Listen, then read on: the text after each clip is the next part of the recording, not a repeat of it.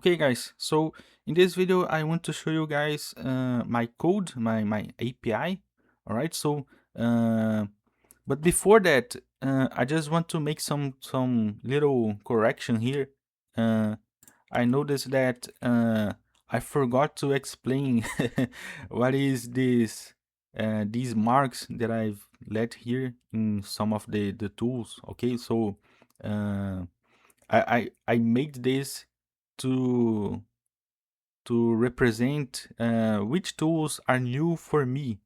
All right, so which tools I've never used before, and that's just the reason. Nothing so complicated about that. All right, this is not something to explain about new versions of those of these applications. All right, so this is just to say that these systems, these programs are new for me because I've never used Spock, I've never used Duke and Postgres and New Relic and Kubernetes and K6. All right, so that's just to make this evidence. All right, so and the other things that doesn't have that don't have the new mark, it's because I've already worked, I've already used them. All right, so let's continue. Let's starting about the code. So from now on, I recommend you guys to have, if you want, you don't need to, but uh, I recommend you to have Postman and another Redis desktop manager and the Beaver. Okay, so because the Beaver you want to use to have an interface to access to see inside the Postgres database, and another Redis desktop, the same thing but for Redis, of course.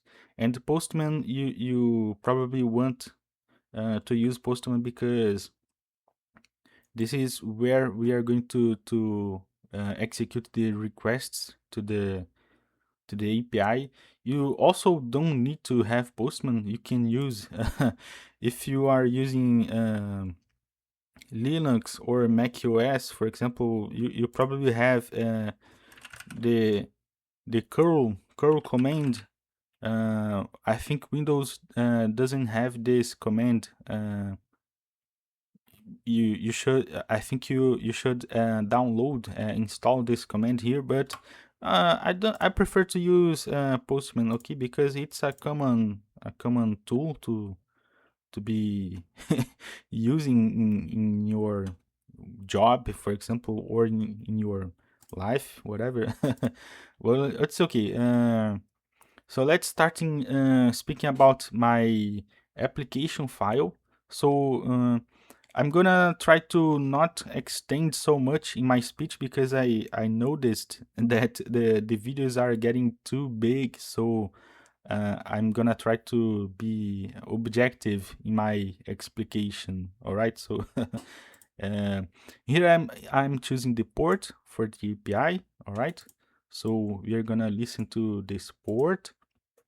Here we are configuring the connection with Postgres, okay, with the database.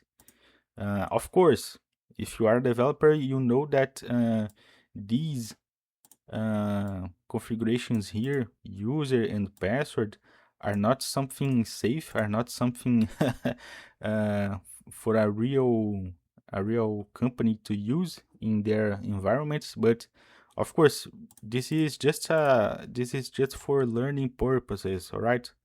And another thing, of course, in a real environment, we are not gonna use these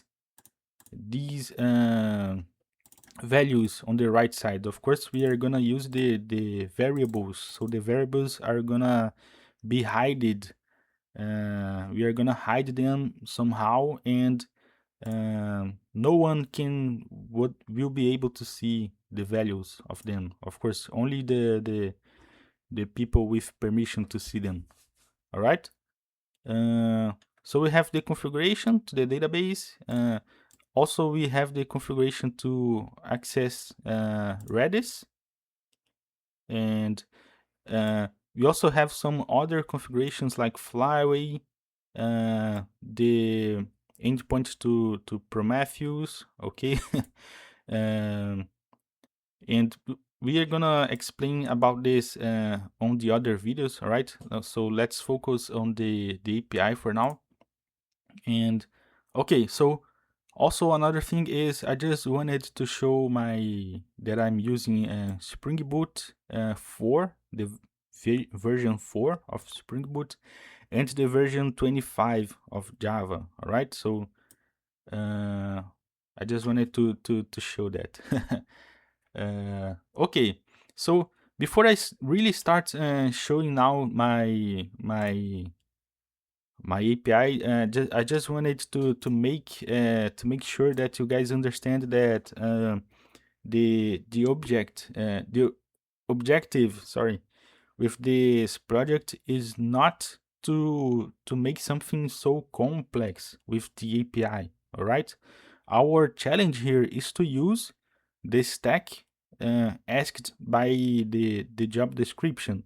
So I didn't want to put so much effort on the API. Okay, so don't be surprised by how simple this API is. So that said, let's explain about the code. All right, so we're gonna have only two entities for this API.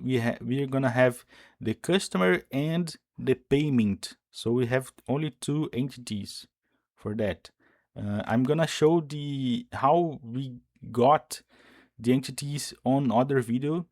For now, let's just explain about what the API executes. All right. So here we have the customer's endpoint, the endpoints.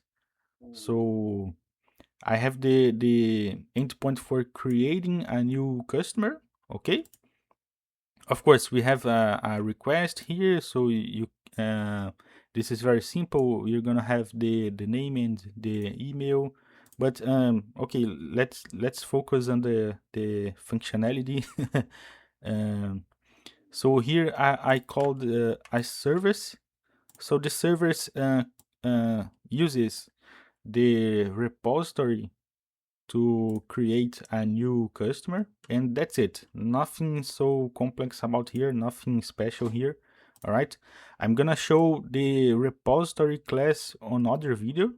So just understand that we call the repository and create a customer. So that's it for now.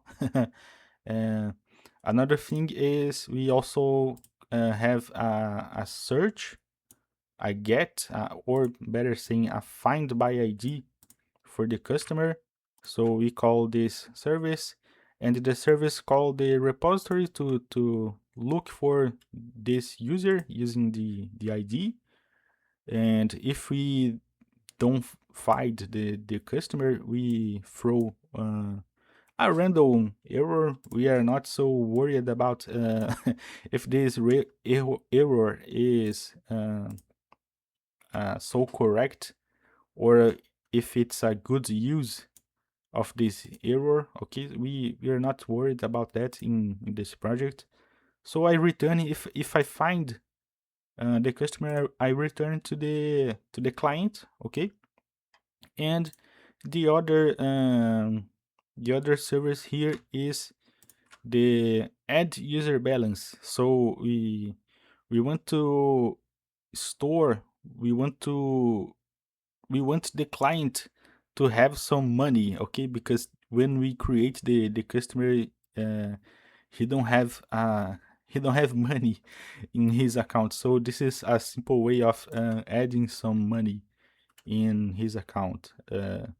So we just receive the value here, the amount of money here, and we add the we update his balance on the database. Okay, So another thing to be mentioned here, very important, is that we are using the cacheable annotation here. This annotation is responsible for connecting to Redis, to our cache, in this case, the Redis, okay? So what this does is uh, it makes the API look for the customer uh, in Redis, inside Redis, before searching for the customer in the the Postgres database. Okay, so very simple. Of course, this is one of the maybe the most simple way to use the Redis as a cache. All right. Of course, you could add here the cache manager here and make some more complex uh, usage of Redis, sorry. But okay, this is just to to show how we could use Redis to be a cache.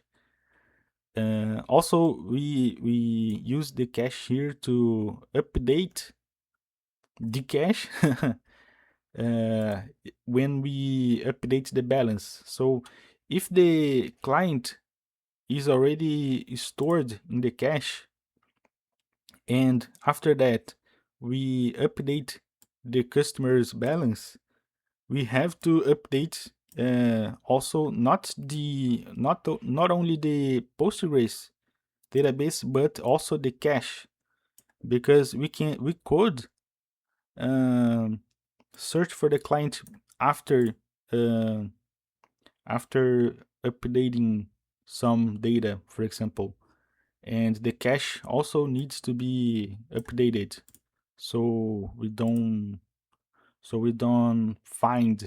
get the wrong data, the wrong information when we search for the customer after that. Okay, so I think I'm extending a little. Let's speak about the payment. So for the payment, we only have two endpoints here. So we want to create a payment or execute a payment. Let's say that. So the payment is, in my simple API, the payment is just a transference of an amount of money between two customers. Okay, so here let me show my request. So we need the sender ID, the receiver ID, and the amount of money being transferred from the sender to the receiver. All right, and some description, because you can let a message here to explain what this transaction is about, or something like that. Okay. Um, so that's it. That's what happens here. So we execute this transaction. Um, Here I just try to find the two users, of course. And if I don't find the one of the customers, I throw an error, of course. I'm using the customer service that we've seen before, okay? So if I don't find them, I throw an error. And here I execute some really basic uh, verification. So here I basically I'm trying to see if the sender user uh, have the have enough balance, have enough money to transfer to the other customer. So if the sender user doesn't have the money to execute the transfer, we throw an error. All right, very simple. And after that, I just use uh, the customer service again to update the the receiver customer and to update the sender customer, we reducing his amount of money, all right, because he made a transference to the receiver. And after that, I just update, or I just save, better saying, I save a new record of payment. So this is just something to have a history of attempts of executing transferences. Okay, so if all goes right, I store, or I save a success record in the database. And if something goes wrong, I store the same, almost the same record, but here I said the status is failed. Okay, and I throw an error. uh, so okay, you can see that I'm not so worried about um, uh, keeping this, making this behave like a real transaction. I should, if I was worried about making this be really real, really serious. If I got serious about this, this is this would be very, very different from what we have here in this method. Maybe even in the other methods also, because I at least should use somehow the at transaction annotation, for example, somehow, but this would be really different. All right, so okay. So now let's make some tests here just to show it working. So you want to have the beaver, and you can see that we already have the customers here and some payments. Of course, that let me see the data here.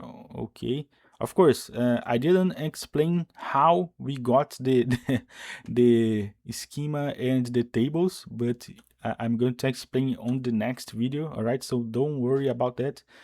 You can see that I already have some data here, but of course it will not be your case. This data is here for me because I was already executing some tests while I was developing the the project. So, but don't worry, I will execute. I will run some tests now with you guys. So let's say I have the let me see. Okay, so let's pretend we have the customer Maria, and the her email will be Maria gmail.com, and we're going to create this customer. Of course, notice that we are using localhost 8888 to connect to the API. Okay, this is something important. We are going to talk about that in one of the last videos of the playlist. All right, so for now we are using this way of connecting to the API. So we have Maria. Okay, so we created this new user. She has absolutely no money. We also can search for this customer using her ID. Okay, so you can search for her. All right, so you can see that I got her data here, and let me show you guys that I believe I have to update something here. Refresh. Okay, so we have Maria in the PostgreSQL, and nothing new on the payments for now. And I believe we don't have Okay. So we already have the Maria on the Redis because we made a search. We tried to find her in the database. So the Redis is, if it's the first time. Also explain again about the cache. Um, let's say that the first time that I search for Maria, uh, we're gonna get the data from the PostgreSQL, from the main database. But on top of that, this annotation is responsible for understanding this situation and making sure that the data will be stored on the cache, on the Redis, from now on. Of course, that the cache is not eternal. At least I didn't make this data immortal. So you can see that this information has a time limit to be expired. All right. Um, but that's what happens. Okay, guys. So let's continue, and let's pretend we also have. Let me add some balance here. And so Maria is getting $1,000, for example, or 1,000, any money you, any coin you want to be.